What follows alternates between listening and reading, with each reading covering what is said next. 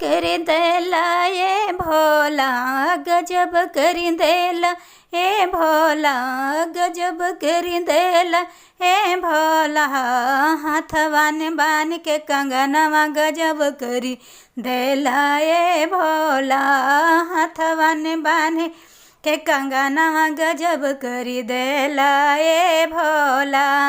कोठा अटरी शिव के मन हुन भावे, मन मन भावे शिव के मन मन भावे। कोठा अटरी शिव के मन मन भावे, टूटल झोपड़िया कहाँ पाइब गजब करी देला ए भोला। टूटल झोपड़िया कहाँ पाइब गजब करी देला ए भोला, गजब करी देला ए भोला। हाथी से घोड़ा शिव के मन मन भावे, मन मन भावे शिव के मन मन भावे। हाथी से घोड़ा शिव के मन मन भावे, कहाँ पाइब बस बैल गजब करी देला ए भोला। कहाँ पाइब बस बैल गजब करी देला ए भोला, गजब करी देला ए भोला।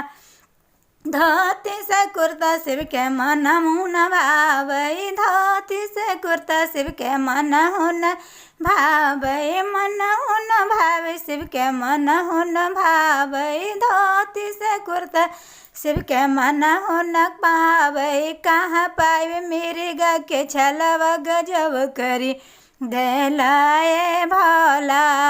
कहाँ पाइब मिर्गा के छलवा गजब करी देला ए भोला, गजब करी देला ए भोला।